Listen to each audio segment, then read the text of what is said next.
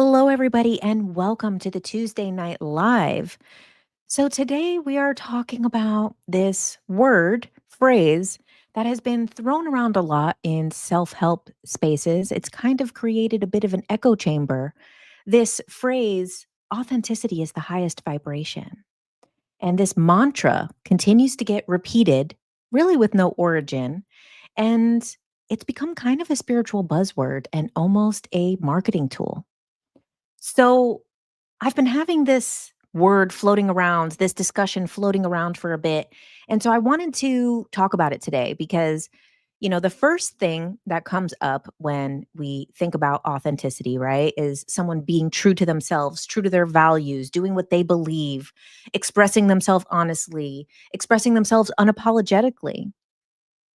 And, in my own journey, recently, one of the things that I've been working on is my abundance. And I was having to rewire some of my beliefs and limiting beliefs around abundance. And one of the things as I was sitting there and contemplating it, I was thinking, like, huh, I think part of the reason why I have a lot of abundance in my life, but with financial abundance is I do have this belief that most of the people who are very successful are playing a character and not being themselves, and that it is hard to be truly you and all the waves and stages of you and to really be successful in that way. And so I had this discussion with my husband, and he's like, well, those people are being authentic. And I'm like, but what do you mean? How is, and also too in the spiritual space, I've had the opportunity to be behind the scenes in a lot of like Hollywood stuff. So seeing kind of that level of success. And then also having the opportunity to be behind the scenes in the spiritual communities. And oftentimes those spiritual figureheads, those spiritual influencers, those spiritual teachers, gurus are playing a character that they know that they are not that person behind the scenes. Or maybe they're delusional enough to think that they're that person behind the scenes. So I've been struggling with this idea around authenticity.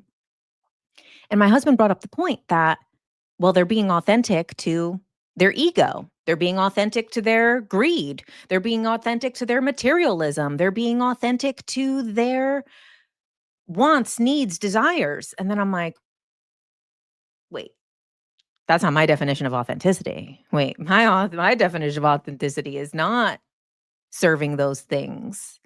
So then that kind of started this discussion a couple weeks ago that has been floating around. So then, it gets repeated on many podcasts. We keep hearing authenticity is the highest vibration. And, it finally struck me the other day. And I was like, where did this come from? Where is this? Where are people getting this idea that authenticity is the highest vibration? So one place that people believe it comes from is the Abraham Hicks emotional guidance scale, but it's not on the emotional guidance scale because authenticity is not an emotion. So it's not on the emotional guidance scale. And the highest things on there is love, appreciation, gratitude. Those are the highest frequency. Those are the highest vibration. So I start digging a little more and I'm like, is there any studies on authenticity? And yes, there is studies on authenticity and there's many different things on authenticity. However, they are self-surveyed questionnaires. So how many people are going to do a questionnaire and say, you know what? I'm completely full of myself. I'm a fraud. I'm a fake. Let me write this in on this questionnaire. So where could this information be coming from? Now, the other side of it is that people respond well to authenticity. So I kind of started asking people, well, like, so what? Authenticity equals success? Is that what people are seeing? Like, who are authentic people? And then this is where it gets even more interesting. The words that pop up are like, well, Andrew Tate, Trump. And I'm like, now I know I'm onto something here. And my best friend, when I started getting into this, she was like, oh no, the hounds are loose now, because now you need to get to the bottom of authenticity. Like, now the hounds are loose. And so if people perceive Trump and Andrew Tate as authentic, when they are very clearly playing characters, these people know that they are playing characters. So what they're saying is authentic, is actually being unwavering to a brand, being committed to a brand, being without nuance, being contrarian, being unfiltered, being unpolished, being raw. But this is not authentic to the true self. This is a character. So then I kind of start asking more, and people were like, like Madonna or like a Lady Gaga. And I'm like, well, now we really know it's a character, because these people are definitely playing characters. And we look at some of the people in the spiritual space without naming names. And exactly, you're saying maybe authenticity is commitment. Commitment to what? Commitment to ego? Commitment to desires? So this is a very interesting kind of subject that's now floating around. And I'm like, huh. And then a lot of times what we're seeing with authenticity getting thrown around, it's coming up in like coaching sessions and building your business seminars and courses on a brand. So authenticity is becoming another marketing buzzword to create a brand. I think it's more so their actions are authentic, hiding behind a character rather than what they say. But are their actions authentic? I thought it was being authentic to yourself and your values. But then when we start asking people, who tell me who you guys think is an authentic celebrity, and let's dissect it. Let's see. But it's really committed to the bit. Exactly. Being committed to the bit. Exactly. Is authenticity a reflection, projection of oneself? Oh, Andrew, you gave the punchline. No, I'm joking. We're getting there. If you think someone is authentic or not authentic, what does that tell you about the person who makes that judgment? Exactly. So this is part of the thing that I'm getting to here. See, Kanye is obviously playing a character. So what people are saying when people say authentic, it's someone who just says everything. Chaperone, a person playing a character. She's what do they call it? A drag king when it's a woman doing it? She's definitely playing a character. Let's see, who else? So it's interesting. The people that some people find to be authentic. Oh, that's a good one, Jane. Toddlers are authentic. Toddlers are authentic. That's a really good one. So this is what's interesting. But she's honest about it. So this is the thing, but she's honest about it. Chaperone, but she's honest about it. Trump, but he's honest about it. Andrew Tate, but he's honest about it. Kanye, but he's honest about it. So is it someone being unwavering to a brand, to an image, to a character that they are playing? You said, what's your opinion on ThreeI Atlas? I don't want to ever hear about it again as long as I live. I'm sick of hearing about the damn ThreeI Atlas. And everybody is talking about it. Everybody's been asking me to do a video about it for months. And is it gone? No. It's another thing. It's another thing. Listen, I would love for more than anybody else for the ship to come, for the UFO to get here. I would love more than anybody else. Trust me. But it's a comet. And it's a press tour for Avi Loeb. Avi Loeb is spinning this thing about AI Atlas, even though he's directly saying it's a comet and it's just a comet. But then he's like, but there might be an alien seedling intelligence on it. And then now he's on Joe Rogan today, and he's on CNN, and he's on Fox, and he's on this, and he's on that. It's a freaking press tour for this dude. And because his name has Harvard researcher in front of it, everybody takes his little speculations as more valuable than other people's. And you know what? It's very clickbait, and everybody's remote viewing it and channeling what's on it. And it's like, okay, but want to talk about authenticity? It's clickbait. You can click away now. Okay. I've given my statement on ThreeI bullshit atlas. Okay. Next. Okay. So you're my go-to person. Thank you. Avi Loeb is a Harvard psyop for Bluebeam. You got that right. Authenticity could be just what's left of holding on to childlike innocence. Whatever it is, as long as people talk about aliens, we're on the right path. We will manifest them. And that's what I think. The AI Atlas thing, 3i Atlas thing, it's a good thing for normies who are still debating if aliens are real. It's good for them. For me, I don't give a shit. And I don't believe what anybody's saying about it. And based on some images that we don't even know are true. And yeah, everybody's talking about it because you get a lot of clicks. If you guys want, I'll make a video tomorrow saying that I think it's bullshit. And let's see if it gets as many views. Spoiler alert, it will not. As somebody saying, ooh, they're here, they're coming. I saw them, I talked to them. There was people in pods on the way. There's new consciousness coming. And let's see who gets more views. Not me. Okay. Let's see. Every week I haven't heard it because my news is here. Okay. So let's talk about some other like things around authenticity, right?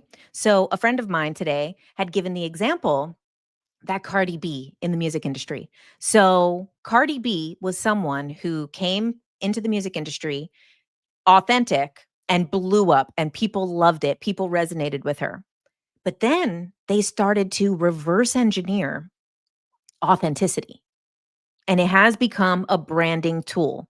So what there is authentic people, not saying there's not authentic people or people that come across as authentic, but now authentic becomes a branding, marketing thing. So what they did was try to get other artists to act like Cardi B. And they're reverse engineering authenticity, but authenticity is different to every single person.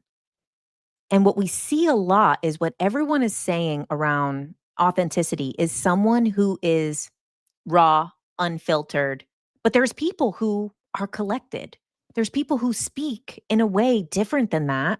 And where is this coming from? Why is there this need for the raw, unfiltered? Why is there this need for somebody who doesn't give a fuck and just says it?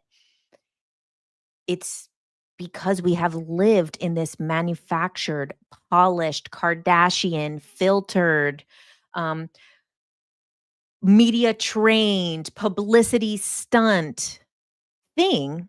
Are you reading a script? No.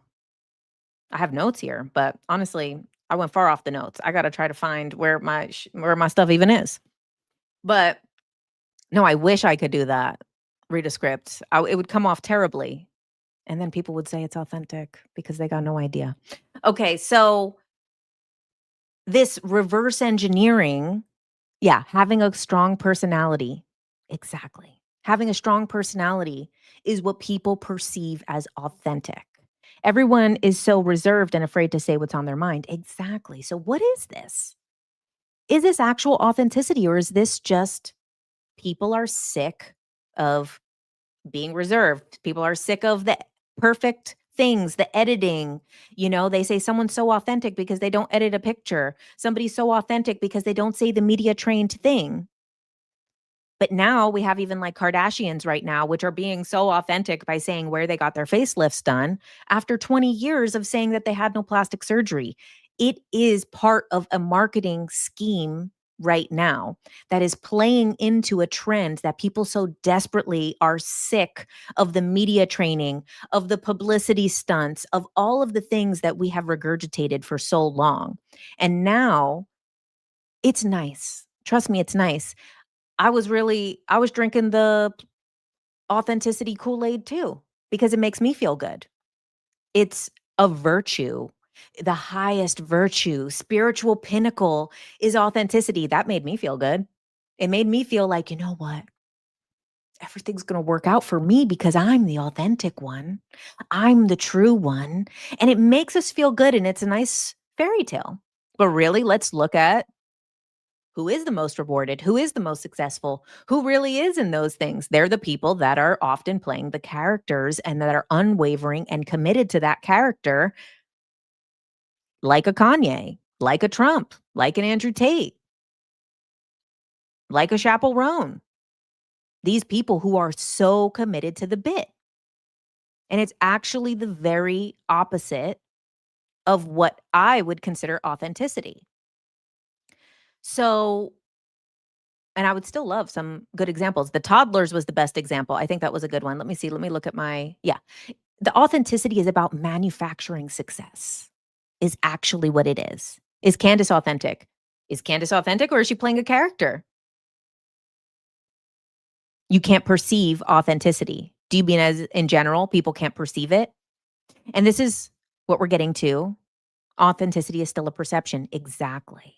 And that's what we're getting to is every single person is going to see authenticity in what they like and what values they find to be the highest. So is it the authenticity, or is it that person has similar values to them? So what is it about someone like a Kanye, Andrew Tate, Trump, et cetera, Cardi B? It's that they say what they think, even if that's not what they think, even if it's partly to get a laugh or this, that. So people have a desire within themselves to express themselves freely. So what each person finds authentic, like to another person, someone that finds something authentic could be like a celebrity that drives a Toyota. That to them is authentic because what they value is humility. Someone who says Trump or Andrew Tate values being over the top, being boisterous. Maybe what they fear is being fearless. I think the industry punishes people for being authentic because it's chaotic, real chaos, not controlled controversy for attention. Great point. Because when we really look at authenticity, it is not consistent. It is not unwavering. It is up and down every day. If you are being authentic, you're going to have good days and you're going to have bad days. You're going to have days that you're nice, days that you're not. You're going to have days that, so actually, true authenticity is fluctuating. If you're actually being authentic to your ideas, to your values, to your feelings, to your emotions on a daily basis, in every moment, if everybody was being completely authentic, it would be a lot more like waves than the consistent characters that people are calling authentic. You said maybe celebrities and public personalities aren't where we should be looking for authenticity. I 100% agree. I 100% agree. A Prius, I hope. Yeah. It's not about whether the robot is conscious, it's about, oh, I have some good stuff coming up about AI on the podcast. Let's see. Authenticity is fluid. As you get more information, your authenticity can change, right? What a great point. So, actually, as we change, but what happens? If Trump changes, does he lose followers? If, or support? If Andrew Tate changes, does he lose his supporters? If, anyone change, I mean, look at it, right? Look at someone like a Gwen Stefani right now. People love Gwen Stefani. But now people are like saying, "Oh, isn't she MAGA? Isn't she MAGA?" If somebody's authentic to their views changing, they'll be punished. If somebody steps outside of the box that they have been put in by others, they're punished. Oftentimes we see this in the public. Say in the spiritual places, there's a lot of people posting about stuff that they don't even care about anymore. How many of these channelers are still talking about the same starseed races, all of this stuff that is like going down? Oh, the reptilians are still doing this. the prison planet, still this. We're still fighting the spiritual war between light and dark, and they've probably already moved on in their life. But if they're authentic to what they actually believe at that moment, they probably would not be still talking about the same stuff. But they know if they step out of line, then the views will drop, the sessions will drop, which is why, a lot of these people play characters. I mean, the biggest channeler ever is Bashar. It's a character because people don't want to accept information. I think we're getting there. We're getting more towards authenticity. But are people just going to accept a random bald dude from Burbank that lives in Burbank or whatever that wears Hawaiian shirts? Is that where they want to get their spiritual information from? Were people trusting enough in other people to really listen? Or do we need to say that this is from a parallel timeline of humanity that has mixed with gray aliens, created a new race that is 300 years in the future in an alternate timeline? That's where the information's coming from. Oh, good. Now I can trust it. Because people aren't good enough in the way that they are, in their honest, true self. But he talks with a funny voice, right? If somebody doesn't talk in a funny voice, if somebody talks in the same way that you would talk around a table, do they accept it as valuable spiritual information? If somebody doesn't talk like said guru or, whatever other person, do people find it as valuable?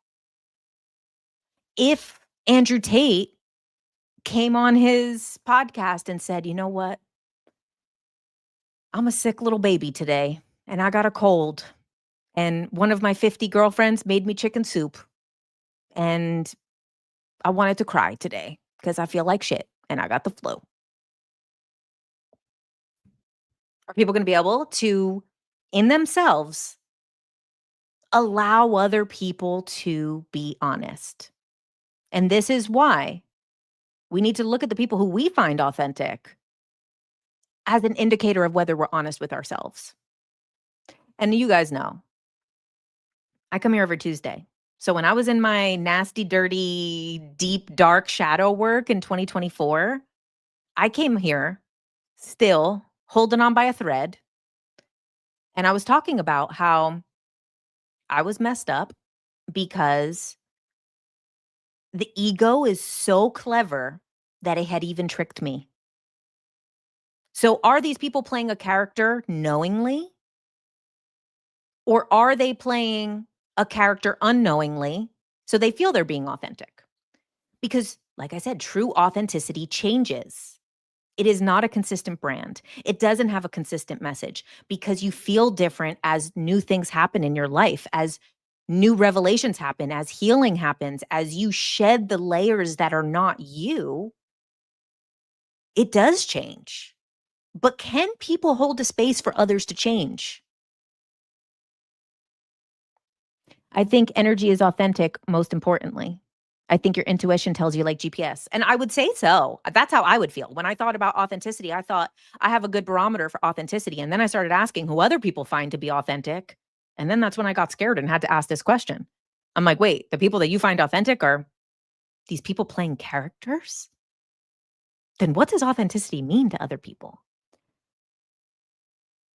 You said the only channeling that you can stomach is the Explorer series. I need to listen to more of the Explorer series. I've listened to a little bit and it was good. When you said the ego is clever, it reminded me of the concept of Wetica, which is an unseen force that also changes to remain hidden. Ooh, that's what it is, right? So we are all playing a character at every point. No matter how authentic we think we are, it is what you just said, the Wetico, which is this ego being clever. The ego is constantly changing to stay hidden, to play this game. And it's like, as much as I believe I'm being authentic right now, in 6 months, you're going to hear me being like, wow, I didn't even know this thing about myself. And it rocked me. Just like last year, I was on here like, damn, I'm messed up right now because I thought I knew myself only to find out that there was things about myself that I was tricking about myself. It's a Native American term, wetiko. I think that's I think that's exactly what this is. Okay, let me see about my other notes here. Let's see. Yeah, a lot of it is around marketing manipulation and building a brand. And it's hard to build a brand with true authenticity because you are going to change. You are going to feel different at different times. You get to evolve every day, right? We do get to evolve every day. The dark night of the soul started your ego death. Well, that's evolving. I think that's authentic. Right. The most authentic thing we can do is admit that we're all wearing a mask and that none of us truly know ourselves enough to be in true authenticity. Now, and then this gets into the thing of like, we see ourselves in others, right? So we see what we see as authentic is what we value in ourselves. I'm starting to get the ick when people say they're getting information from some otherworldly being. Me too. Me too. Yeah, it's subject to change. Exactly. Exactly. And so, you know, like I said, these studies that people are saying it's like the highest vibration are self surveyed. It's literally the ego answering the dang questions, you know? Like, and some of the most authentic people probably are not vibrating very high at times, right? Because they're being honest about, I feel like shit and hate myself today, you know? So, what's interesting is like, kind of like the topic of unconditional love, right? Unconditional love is the real highest vibration, right? There is nothing above the unconditional love because all is the unconditional love. But we still only have the tiniest sliver of capacity to even understand what unconditional love is.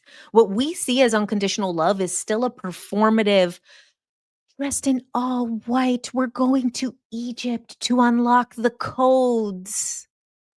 That's where we still are with this concept of unconditional love. The little sliver slice, and what's hard to swallow is that real unconditional love comes in all forms, right? Because if everything is unconditional love, abuse falls under unconditional love. All the bad things that happen in the world fall under unconditional love because that is what is inside of every single person with a mask on. So if we are only able to understand a small sliver of what unconditional love is, which is our true self, which is our true authentic self. You said that's what you still aspire to be, Egypt and all white. Hey, I want to go too. I want to go too. And you know what, Francisco, I'm going to wear all white for you. I'm going to wear all white in Egypt for you. And I'm going to say, you guys, I'm done talking shit. I'm done talking shit. I found it. The true self. And that's how I come back every time I go on vacation, right? That's how I came back from Bali. That's how I came back from Peru. That's how I came back from Costa Rica. That is not how I came back from Jersey last time. When I came back from Jersey, I was like, well, the family reunion didn't happen. We must go to Egypt. You're having your first QHHT session next month and you're nervous. Do you have any advice? Overcome any doubt. You're being led to the session to do it. It's very difficult when the higher self comes through, when those early parts of the session come through. You have to overcome doubt. No matter how much your skeptical brain, your analytical brain is going to ask questions. Am I making this up? Is this real? Is this true? Is it really my higher self? Is it me? Put it all aside. You're only here to extract information. Don't worry about any of that today. Don't worry about any of that in the moment. You have the recording to be skeptical for the rest of your life. That would be my greatest advice for someone going into QHHT. Because when you really do allow yourself to receive the message and without doubt, you will get that message. Even, and I'm telling you, the whole time you are under, you are going to feel like, am I really under? Am I really under hypnosis? Is this real? Is this really happening? Everybody feels that way. And then afterwards, you start telling them, like, okay, and then you remember when you said this, and they're like, I said that? What do you mean I said that? I was conscious the whole time. It happens every time. And then if you listen to the recording, you're like, I can't believe I said that. So just trust it. Don't doubt it. You would be terrified to do it. You don't want to know what hides beneath the surface. QHHT is such a beautiful process because your higher self is so loving and so gentle and so honest. That's real authenticity right there, guys. The higher self. Because it's not all of this, and it is really beautiful. It would never say anything that is detrimental. It's only there to help, and it believes in you so much. Okay, let's see what other notes I have. Yeah. The highest vibration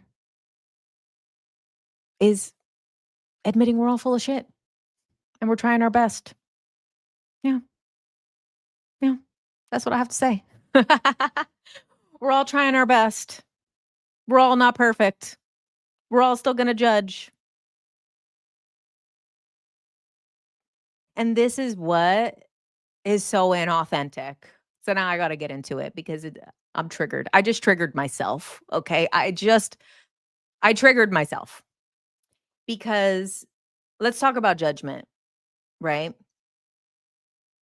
People think the right thing to do with spirituality, with unconditional love, is to, and authenticity, right? Is it unconditional love? No, it's actually being a dick, saying something racist or sexist, misogynistic against this group. Half of the Kanye saying that he loves Hitler. Like, so is it the highest form? Is it truly high vibrational? Is it truly as high as unconditional love? No, it's bullshit. And let's get to the thing of judgment, right? So when then a lot of people get into this like spiritual stuff and they want to be like, "Oh, I can't judge anybody. It means that I'm unhealed if I judge." Hold on. You are judging yourself for judging. That's the problem. You could judge whoever you want. But if you judge yourself for judging, now you're living in a messed up loop of lies. Oh, we don't judge are the ones that are judging you. Of course. Of course. Now, I do have to say though, because the QHHT topic has come forward.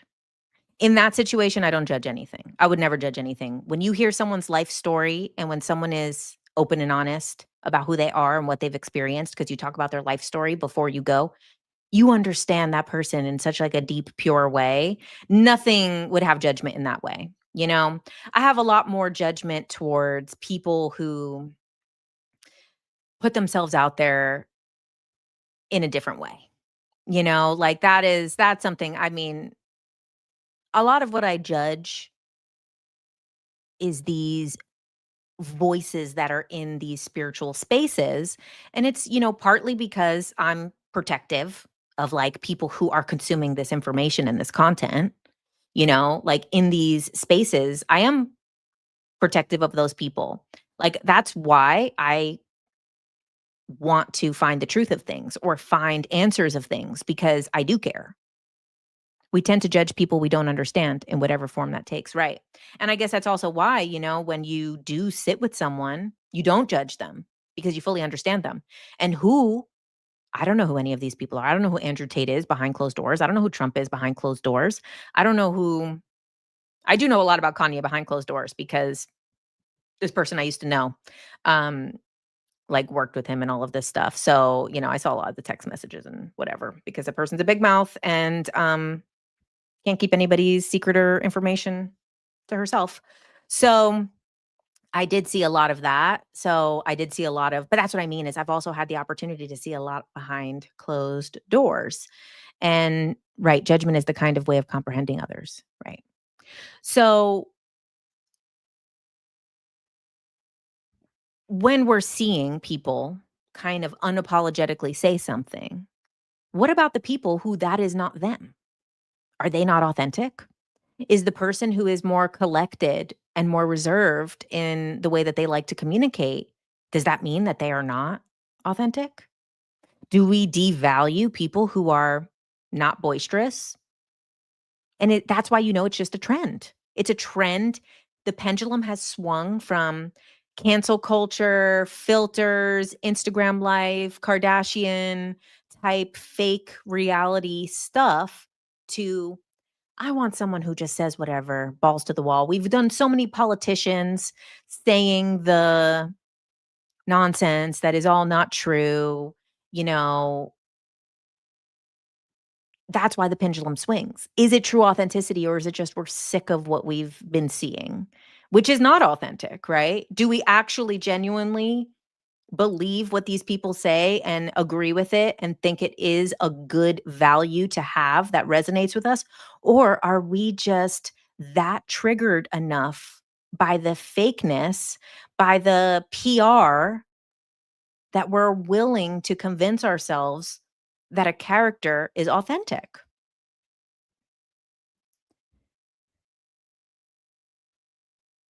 And that's why it all comes back to the paradox, right? What's your opinion on the ThreeI Atlas? I've watched a lot of your series and I'm dying to know what you think. Oh, what do I think? I think I think I think no. I think I'm sick of hearing about it. I think it's bullshit. I think I wanna never hear about it again as long as I live. I think when it comes out that it's just a comet, like they already said it's just a comet, I think Avi Loeb needs to release a book so that this media tour can cease to exist and stop manipulating the public. It's a rock floating in space. Right. Yeah, maybe we authentically prefer to weigh our words carefully before we speak because we want to be loving and kind. Imagine. Right. What about those people? What about those people? They don't want to visit us. Leave the aliens alone. Floating fast. Right. So, what is true authenticity? It's not an emotion. And so, you know what? Also, as I was looking up like what authenticity means today before coming on here, at least knowing that I know what the definition of the word means. What's interesting is that authenticity used to be about being honest to others. And over the years, the definition of authenticity has changed to mean being honest to the self. So if it is about being honest to the self or honest to anybody, then why are people looking at these characters who are playing raw, unfiltered? Was Ted Bundy authentic? It's a good question. I don't know. I don't know enough about Ted Bundy to know really what I believe about that. Obviously, I know all of those things, but how do we know? He was very like manipulated. What do your necklaces mean? So this is an Ankh. This is a 777. And then this is some little crystals. I think I'm down for literally whatever because I'm creating my reality and I'm done with my inner work. Reflectors are authentic. I think people in real life are authentic because there's not an incentive to not be a lot of times, right? Like, I mean, there is some incentive, right, for people in social situations, but I think there's a lot more authenticity in real life than in public figures because, you know, someone is not going to, you know, make millions and billions of dollars based on their, like, personality just in a regular life, you know?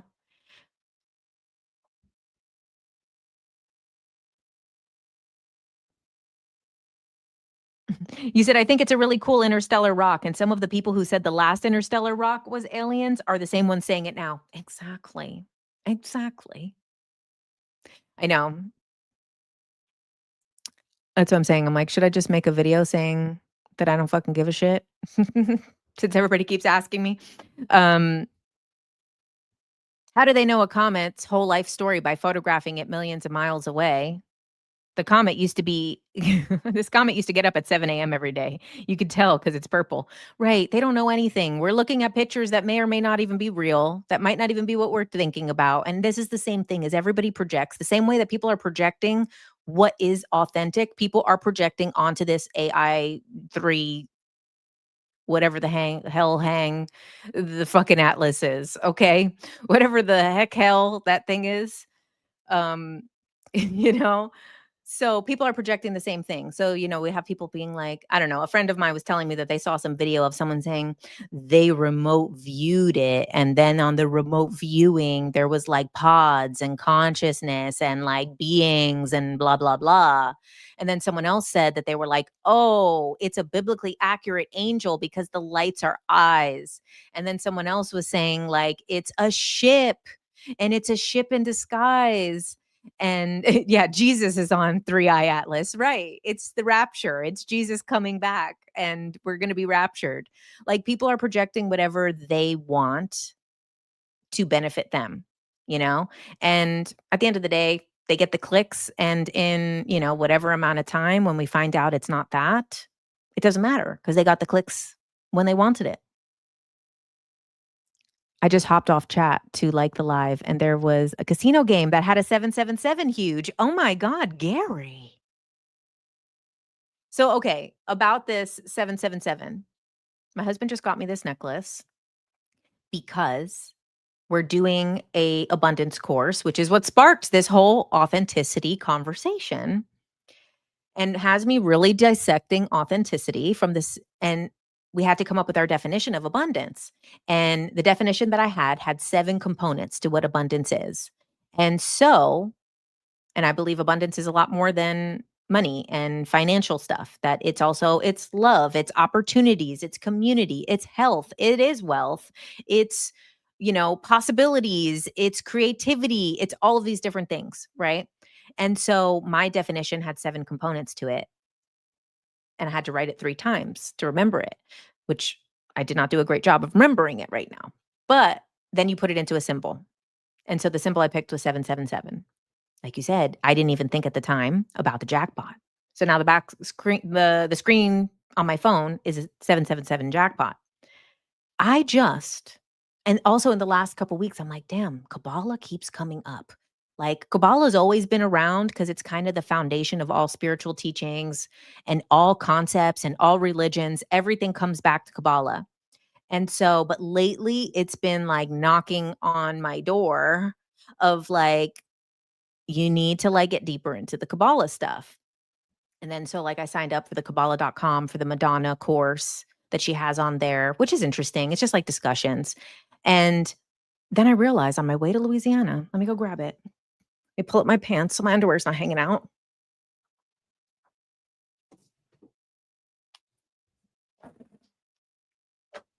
I bought this book in Tucson, 777 and Other Kabbalistic Writings of Aleister Crowley. And then it has the Ankh, 777 and the Ankh. I mean, so here it is. It seems like it's gonna be very difficult to read. It's like half in Hebrew, it's table of correspondences, not even a table of contents. You have the book too. Have you read it? What do you think of it? Was driving behind a car today that had 777. You guys. It goes to show everyone that wants the aliens to come already, right? Right. It means the aliens are on the way. No, but this is really interesting because information will a lot of times kind of come in and then slowly start to like unravel in life. So like I randomly got this book when I was driving from LA to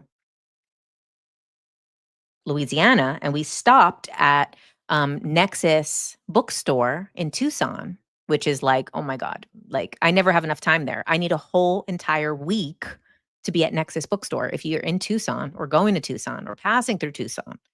My God, it is the best book collection you could. It's like the Akashic Records in there. It is so good. And so I got this. And the other book I got was about initiating into the Golden Dawn, which then this 777 is connecting to the Golden Dawn. I will tinker with it soon. IG just sounded good and was an impulse buy for you too. Ooh. I never stop being amazed at synchronicities. How crazy. Especially you leaving the live to go and then now you see 777. It's still hard to imagine you moved to Louisiana. I thought Austin, Texas would be your next move. Well, I have surrendered to the universe to go wherever I am meant to. I could sit and listen to you all day. You're the best. Thanks. Thanks. So what do you guys think about the authenticity thing? We didn't really come up with more celebrities who we feel like are authentic. Someone said Jim Carrey. I do believe Jim Carrey is authentic. You know, I don't know him personally, so I can't really say. But I think because he has changed so much, he was playing a character of himself in the beginning, which was authentic to who he was at that moment, but then started to shift and grow and change. And then, you know, whatever, started doing art, started doing this, like started, you know, talking about different things, showing up in a different way. And I think that kind of change was like a form of authenticity, of being able to. Mel Gibson. Is Mel Gibson authentic? I don't know. Just got here and just watched The Truman Show last night. Oh my God, it's so good. So stinking good. Jim Carrey is a 1-3 generator. Cool. Oh, thank you. You said, I'm authentic. I'm authentic by admitting that I'm just as much wearing a mask as everybody else, which is unknowing to me. Some people, you know, the Andrew Tates and the Trumps know they're wearing a mask, but that doesn't mean they know all of the self. It just means that they know that they're wearing that mask. As you kind of shed the layers of yourself, you always think that you're getting to the true self. But I think also one of the downfalls of like spiritual teachings is thinking that there is one true self. I mean, if you zoom out enough, right? There's only one true self, which is the all, which is everything. So it's everything. But is there one true self? No, probably not. Emma Stone, Willem Dafoe, Brandy Carlisle, Jon Stewart, Elijah Wood. You think about this a lot. I don't know. I don't know who half of these people are, so I wish I could comment. You don't think that Jon Stewart's playing a character? I wonder. I don't find it to be. What I think is that we resonate with certain Keanu. I could see Keanu being authentic. I could see it. I could see it. Everybody loves him. You guys heard that theory that he's a time traveler, and then there's pictures of him all throughout history? The Keanu time traveler, and how he's actually like kind of like trying to undo this thing throughout history, which is why he did The Matrix and does all of these movies. And it's like, and they go through his movies and say like how it proves that he's a time traveler. I think the authentic avatar is an interesting paradox. Right. Because that's what it is it basically, in a lot of ways, has become a marketing scheme, a character. You could subscribe to that theory. You didn't know that. No, it's so cool. You gotta look it up. Keanu Reeves is a time traveler. It's probably one of the most, like, kind of lighthearted conspiracies out there. Like, that's probably, like, one of the most, you're so right, Nora. I 100% agree. Authenticity is kind of a construct. We're really getting to the meat of the situation here, all the way down to the bone.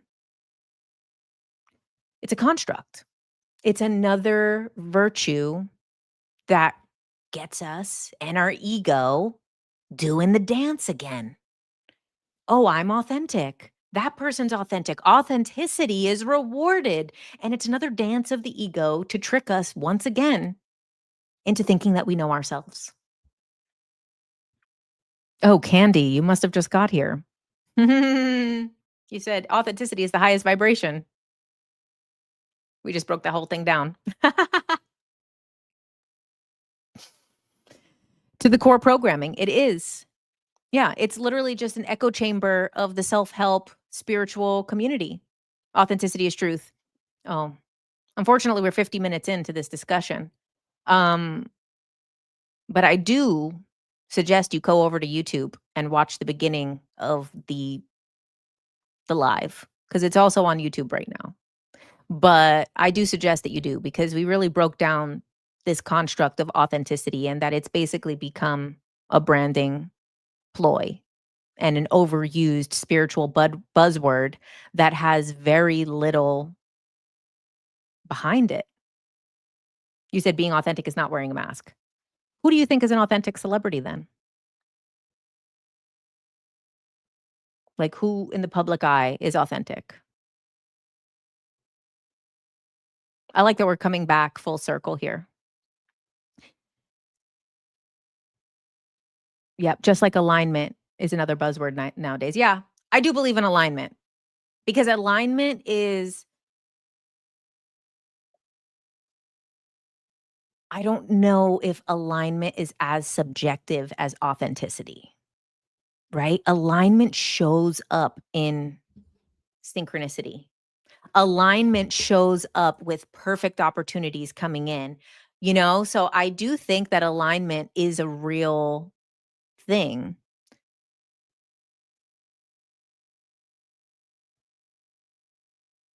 Authenticity should be replaced with yeah, what do you guys think? What do you think is another word that we should use instead? Alignment, as in your pillars, like the Kabbalion. Alignment is balancing, right? What word do you guys think we should use? You said it's integrity. So then if we use the word integrity, then can we still say the same people are authentic? The type of people who, you know, people have said Trump, Andrew Tate, Kanye, Chappell Roan, do those people operate out of integrity? You said wavy, and authenticity is wavy. Okay, can we say that those people are wavy? Authenticity is core programming. Interesting. Authenticity is trustworthy. Yeah. What would we use instead? Authenticity is transparent. Mm. So would we say that some of these examples that people believe are authentic is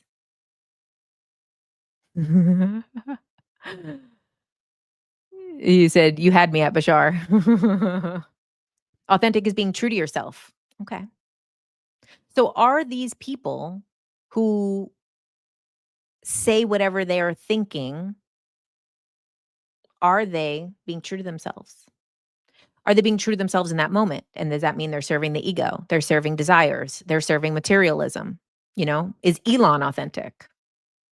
Is I like that one. Authenticity is complex. It sure is. The authenticity would be knowing how unaligned we are. I like that, Holly. Authenticity is non-performative. So then what about the people who say Kanye? It's being true to yourself, and some people are authentically awful. I like that. Authentically awful, right? And so, if authenticity can be authentic to whatever, how could it be the highest vibration? How could it be the highest vibration if someone is authentic to whatever, being a bigot, to being a misogynist, to being this or that, or being a dick or whatever? Is it the highest vibration to be those things? If it's true to that person's ego, to that person's desires, to that person's wants, to that person's needs. Yeah. Your point is for why it's not the highest vibration. Right. And that's the thing is people use the concept of Esther Hicks and the emotional guidance scale, but authenticity is not an emotion. So it cannot be, on that scale. And like I said 3 times already during this, but for the people that are here new on TikTok, is all of these studies on authenticity are self-surveyed. So everybody thinks they're being true to themselves, authentic to their beliefs, and everyone believes he is doing the right thing. Even evil people. I 100% agree with that. So are evil people authentic? Yeah. Evil people are some of the most authentic. Is at the highest vibration. Authenticity would be knowing how unaligned we are, the highest vibration on this plane. Well-known status can't happen without making a pact with the dark side. What are your thoughts? No, I used to believe in that stuff. You know what it is? This whole selling your soul to the devil for success. No, it's coming back obviously to this authenticity context that we're talking about. What I believe is really happening. I used to believe in the whole selling your soul, blah, blah, blah stuff. But let's use Diddy as an example. P. Diddy's a great example for it. This is a person who was once born as a child and was whole and pure and innocent and came here, whatever the hell happened in childhood, teenage, early years, whatever happened, continued to, from this person who was whole, who was 360, slowly started to say, oh, I need to act like this. I need to be more cutthroat. I need to be more this. And slowly we become this tiny little narrow path. And that's what we believe our personality to be. That's what we believe we need to do to survive in this world. And that's who we then believe that we are.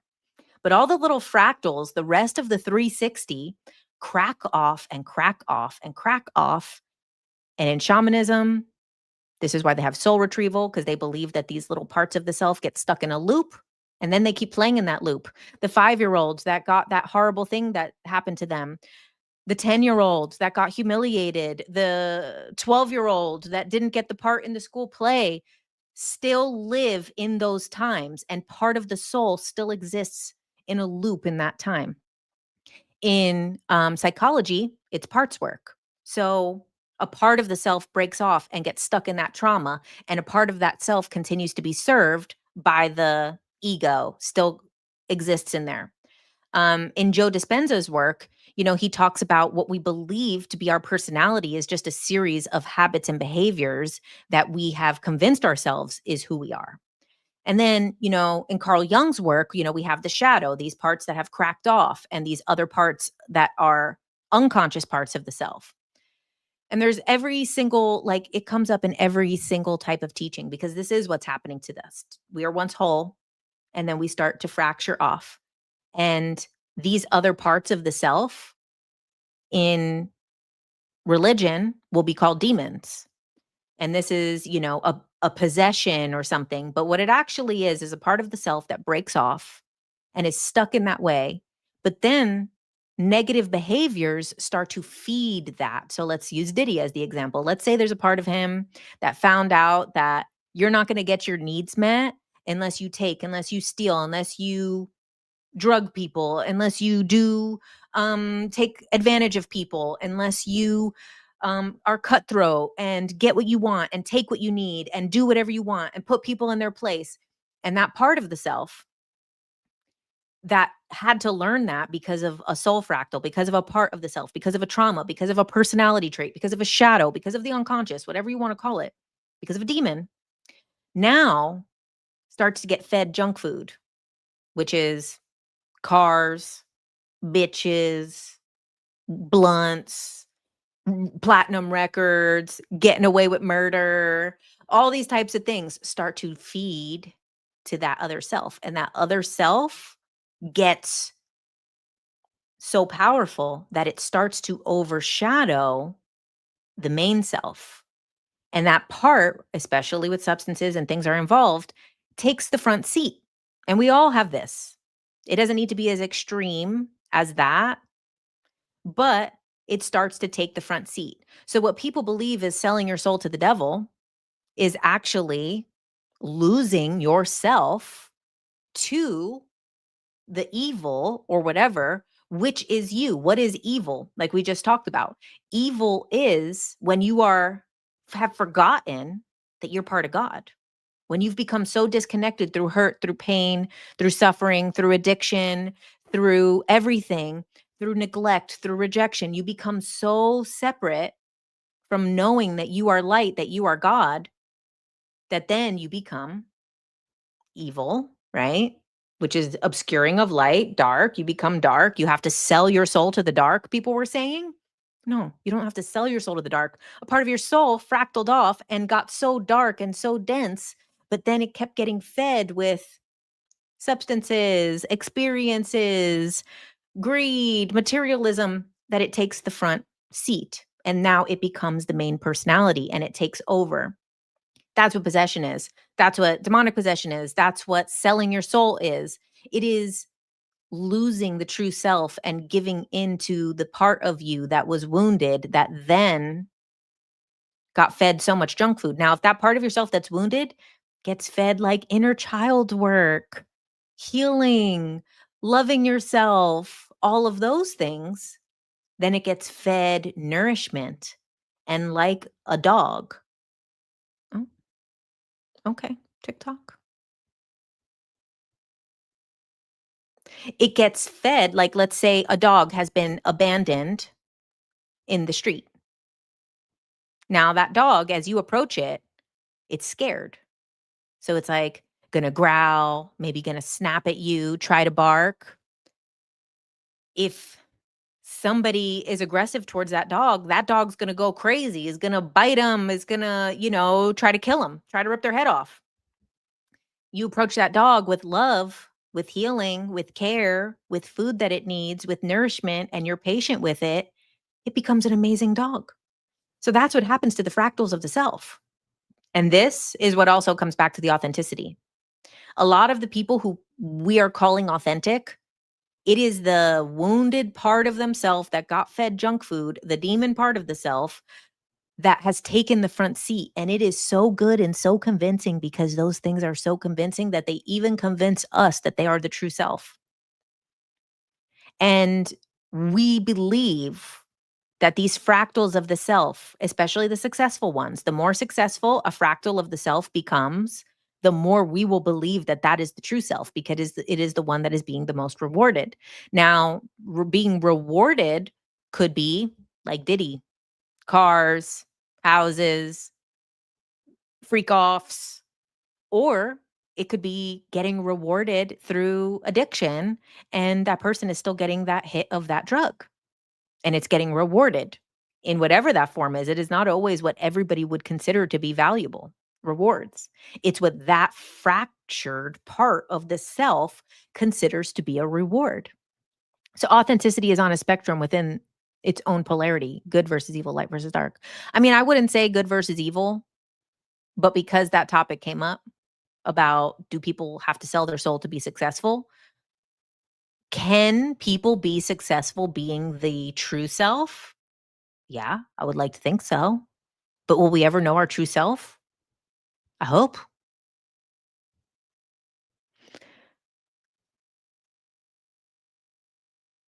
You're so right. Thanks. Have you checked out the Dissect podcast on Kendrick Lamar's album? No. That was all French to me. No, I've heard of Kendrick Lamar. I listened to a couple songs. They were good. Season 14 speaks to his spiritual awakening. Interesting. I don't know. I think possession is literally real. I've seen too much weird stuff, including with evidence. Oh, I have too. I have too. I experienced someone being possessed, but through my own shadow work, I came to realize that it was a fractal of that person that had just gone completely off the rails. That's why possession is oftentimes compared to schizophrenia, because schizophrenia or multiple personalities, I know they're not the same. I'm saying both of them separately, are fractals of the self. So I think that's why. What do you mean fractal? So there's this concept in many different things.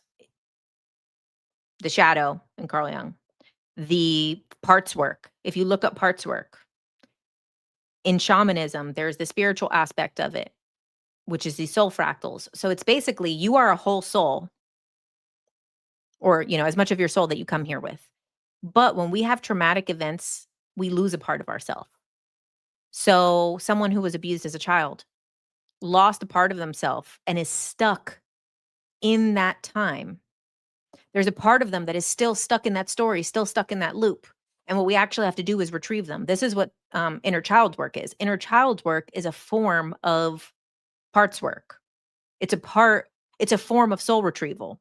There's many different ways that we could do soul retrieval. Shamanism is the most commonly known, and parts work is the most known in the medical side, in like the Western side, and then it's not even a Western and Eastern, it's those are just, you know, phrases. Yeah, how schizophrenics are in two worlds at the same time. Yeah. Schizophrenia is more like a fractured fractals within the self fractal. Yeah. Splintering.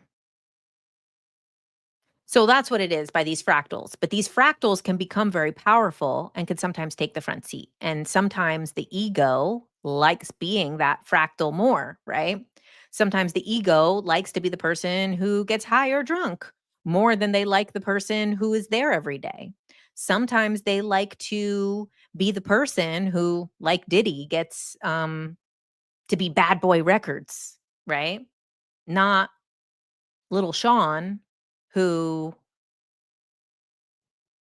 little Sean Combs, who whatever the hell happened to him, because everybody was once an innocent child. Someone dodged a bullet. Authentic people that are darker get rewarded on this plane, whereas I see this life as an opportunity to get closer to the middle path. Right, and I think that's something that is interesting when it comes to the topic of being rewarded, right? A lot of the things that we hear about authenticity, authentic to the darker parts of themselves, are rewarded more in the material in a lot of instances. I mean, look at someone like Osho, right? Like Osho is a really good example. He had all of these like high spiritual teachings, and then they put the poison in the salad bar and were killing people and scamming the IRS and you know you said it feels like the darker aspects always win on this planet. You know, I don't think that that's true because it seems very tormented, right? But that could also be a projection. The same thing like virtue of authenticity is the highest form is a virtue, virtue signaling to a degree, right? People saying that oh, it's the highest form, so I'll be rewarded. And will we for being authentic? No. A lot of people I mean, if you're a believer of Jesus, then authenticity will get you in some trouble. But I don't think that it always wins in this plane. And that's definitely what is winning. And I think that that's kind of the other thing too, is really pulling back to what matters. What does genuinely matter?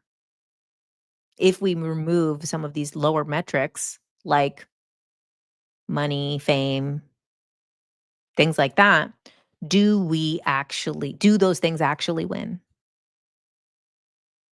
I've also seen it referred to as soul fragmentation. And we're tasked with pulling these selves that followed this idea and merging them with our heroic probability self. Interesting. Yeah, the soul fragmentation for sure. Everything is within. Heaven can be here on earth once you're happy, healthy, whole, and complete. It's true. That's why some of the most peaceful people sometimes have very little. But you know what? If that's the path, then I guess none of us want peace, right? No. All right. Well, I think that's what I have to say.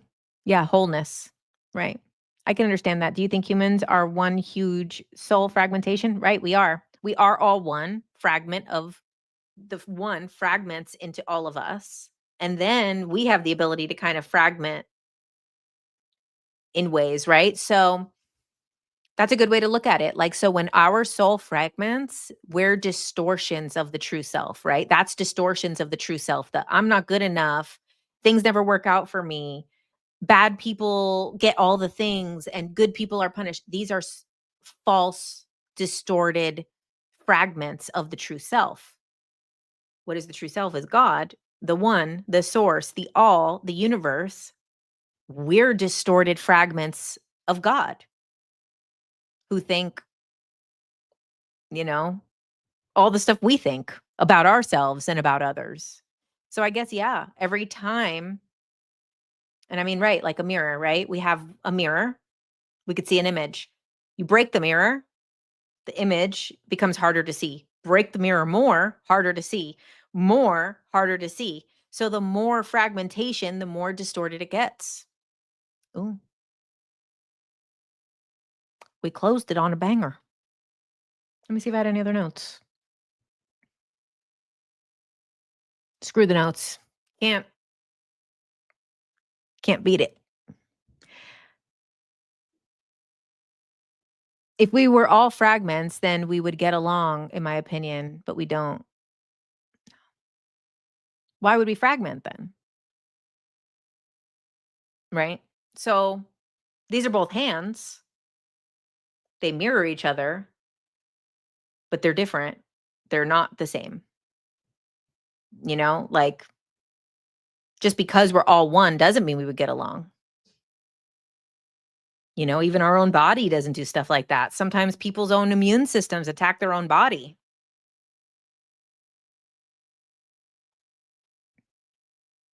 It's shame that causes us to divide. Shame, blame, lots of unworthiness, feeling we're unlovable, feeling we're not good enough. Why are we fragmented to begin with?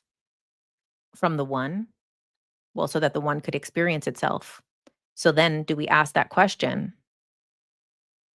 Why do we fragment? Does that help us to experience ourself too?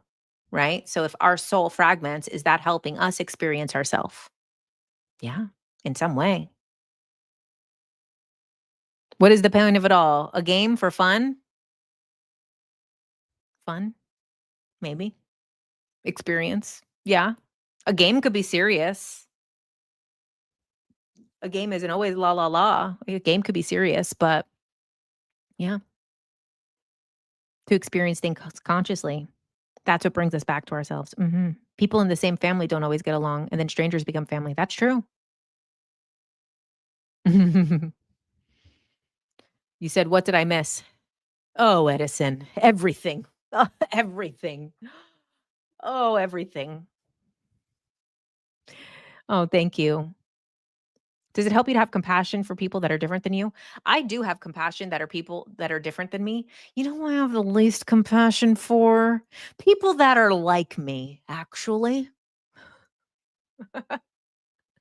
That's who.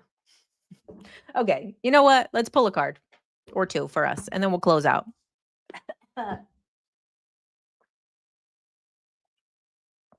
The mirror effect, right. Okay, so we're gonna pull from the Roast Iconic because you know what? The universe is calling us out today. We got called out in so many ways. Let's see. This is when you need to get called out by the universe. Roast Iconic deck. What do we need to know? Oh, perfect. Love and Gaslight. Oh, God. Love and Gaslight. I mean, self explanatory. Was that not the message of today? Love and gaslight yourself to thinking that people doing low vibrational shit is the highest vibration just because we're sick of people being like trying to do the right thing all the time because we're sick of it.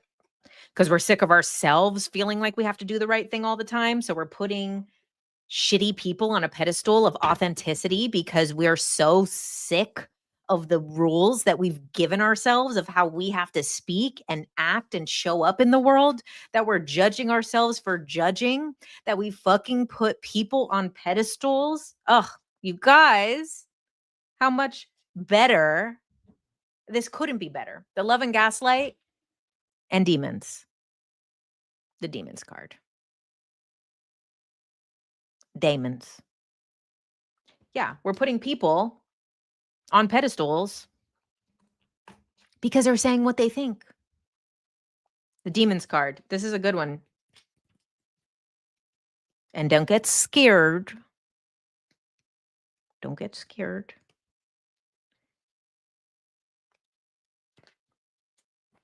I'm going to find it. By the way, there's a tornado warning. This is the type of stuff I deal with now. Okay. Darkness, shadow, impulsiveness, lust, self-loathing, negative patterns and habits. Who is steering the ship? Insecurity, fear, self-doubt, and vices. Demons appear during times of strife, and with their darkness, they bring to light what is to be mended. There are many names for the forms that are given to these dark energies: demons, goblins, shadows, wraths, vampires, devils, dragons. We all encounter this darkness from time to time in the external world, as well as our internal world. And while if at all possible, it's always best to avoid this energy in the external world, we are unable to escape the demons within ourselves. So we must face them or risk being ruled by them. Our demons are really just negative behaviors born from hurt. Their true nature beneath the darkness is an effort towards being perfect or safe. They come from a realm of hurt, and their objective is to remedy that hurt. However, coming from a place of hurt makes their efforts, even with good intentions, unable to create a positive outcome. So we must recognize them and find the root cause of this energy. And from that place of understanding, we can then choose to not be influenced in our thoughts, feelings, and behaviors by these places of hurt. Unfortunately, they show up the strongest when our defenses are down and when we are vulnerable, overwhelmed, or tired. There are times when they come in full force. In these times, it is best to stop and look at which version of ourselves are we letting steer the ship. It is a moment-to-moment battle when we are down, but to operate from our highest self instead of letting the demons take charge, remember, it is always possible to choose light and love in any situation. It is the strongest thing we can do. Remember, prioritize fortifying your internal kingdom with love, strength, and positivity. Build up your positive aspects. Tell yourself you're strong and beautiful more times than you tell yourself you aren't. Take time to be with yourself without phones or distraction. Our subconscious dialogue becomes louder when we're not distracting ourselves. Notice objectively if you have any negative narratives about yourself, your future, your body, your abilities, and remove these notions. Make peace and amends with yourself. You are perfect and you are unlimited right now. Move forward with love and confidence. Mantra: the more I heal, the more free I become. Wow. Reflections: where might you be wounded that is causing certain behaviors? What is the root of that wound? What is the real desire behind it? To be loved? To be accepted? Have compassion and free yourself. Wow. Wowee.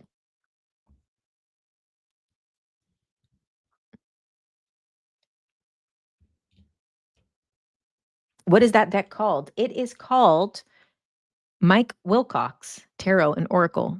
It is so gorge and so beautiful. It is what a good, beautiful deck. And it is a tarot deck and an oracle deck and a zodiac deck all together. Very unique. Love it. And the other one is the Roast Iconic by Marcella Kroll, which is when you need to get called out by the universe. So Love and Gaslight and Demons, was that not the whole message? I could have just done that, right? Instead of babbling on for an hour and 15 minutes. But thanks for being here, guys. Thanks for coming to these Tuesday night lives. And yeah, be authentic with your inauthentic self. No, be honest about, authenticity and really start to look at these things. Like if you see somebody you feel like that's authenticity, maybe think about what makes this person authentic. Is that authentic? To what capacity of authenticity am I willing to meet myself? And I find that a lot of people who are seeing authenticity in things that are not authentic are actually still preventing themselves from being their full authentic self. So they can only, like they say, you can only love to the capacity that you're able to love yourself. You can only meet people where you've met yourself. And like I told you, I got to go back. I'm going to make a clip out of the shadow work episodes um, that I did of the Tuesday Night Live because though there was so many good nuggets in there of information about me coming to the realization of how much my ego had hidden my own identity from me as a way to take the front seat. Thank you guys. Authenticity, it's a spectrum. You said Kanye did it best. Oh God, it's all been lost. It was all for nothing. Okay, guys. Love you. See you next Tuesday. Miss the deck's name. It is Mike Wilcox, Tarot and Oracle deck. Bye. Bye, guys. Oh, how do I get out? I'm stuck. Bye. You said no, you just got here. Go back and watch the scroll the thing back. We're here. Bye.